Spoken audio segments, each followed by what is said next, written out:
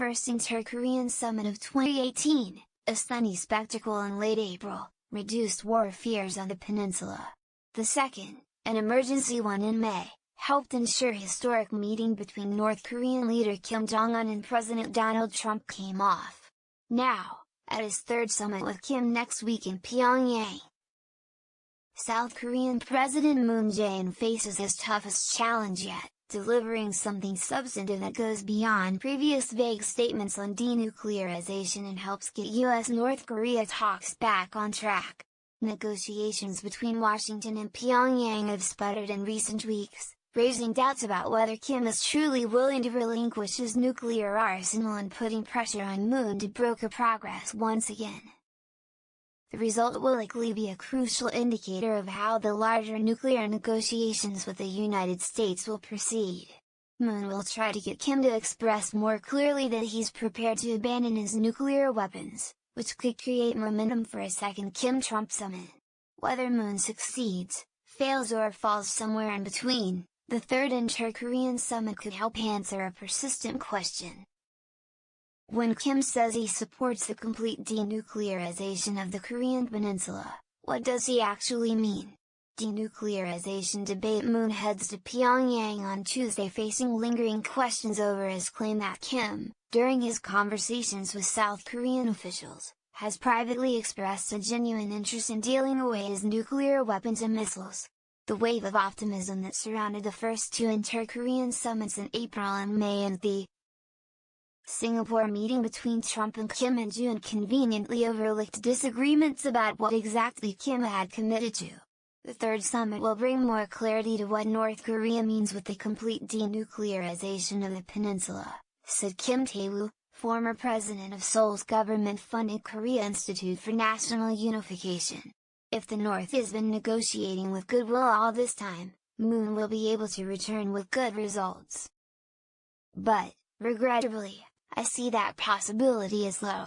He said it will be crucial for Moon to get Kim Jong-un to give a clear signal that he is willing to accept credible actions toward denuclearization, such as providing a detailed description of North Korea's nuclear program, a key first step toward inspecting and dismantling of it.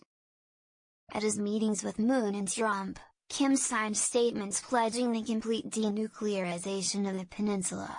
But the North for decades has been pushing the concept of denuclearization that bears no resemblance to the American definition, vowing to pursue nuclear development until the United States removes its troops from South Korea and the nuclear umbrella defending South Korea and Japan. The differences prompted Trump to cancel Secretary of State Mike Pompeo's planned visit to North Korea last month. After an earlier Pompeo visit, Pyongyang accused Washington of making unilateral and gangster-like demands on denuclearization and bristled at the idea that it must take significant steps toward dismantling its nuclear program before peace treaty is signed or international sanctions are lifted. Moon, the son of North Korean war refugees, is eager to keep the nuclear diplomacy alive, not just to keep a lid on tensions, but also to advance his ambitious plans for engagement with the North, including joint economic projects and reconnecting inter-Korean roads and railways. These projects are held back by the sanctions against North Korea. What the South and North now needs is not just another joint declaration, but finding ways to substantially develop relations, Moon said in a cabinet meeting Tuesday. We cannot cease our efforts to mediate and facilitate talks from the middle until dialogue and communication between North Korea and the United States flow smoothly. Getting it in writing. The issue of declaring a formal end to the 1950-53 Korean War will be high on the agenda in Pyongyang. The fighting stopped with an armistice that has left the peninsula technically at war. Both Koreas are calling for a declaration by the end of the year, but the US wants to see more concrete steps toward denuclearization first. And some analysts say a declaration could put pressure on the US to withdraw its troops from South Korea. With a declaration, North Korea is trying to put itself on equal footing with the United States so it could turn the process into a bilateral arms reduction negotiation between two nuclear states, Kim, the security expert, said. The process can't have anything to do with a plan to denuclearize unilaterally. Chung Eui-yong, Moon's national security advisor, met Kim in Pyongyang earlier this month, and said the North Korean leader told him that an end-of-war declaration would not weaken the US-South Korea alliance or lead to a withdrawal of US troops. Chung also said Kim wishes to realize denuclearization before the end of Trump's first term.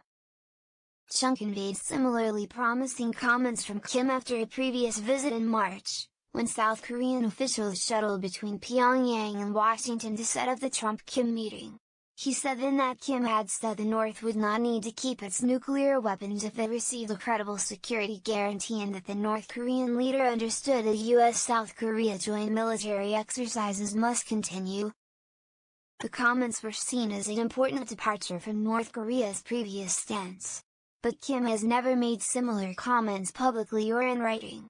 If Moon can't convince Kim to express a commitment to concrete denuclearization steps, he will at least have to get Kim to put the things Chung has said he was told in a written agreement, said Do Hyun-cha, a visiting scholar at Seoul's Asan Institute for Policy Studies. That would provide a starting point for establishing a timeline for denuclearization, reduce concerns over North Korea's intent, and make it clearer that the North bears the greater responsibility in the efforts to resolve the nuclear crisis, Cha said. The Panmunjom Declaration after the first summit only provided a time limit for the end-of-war declaration, which was the end of 2018, on denuclearization. The statement just said the Koreas would jointly work toward it, Cha said.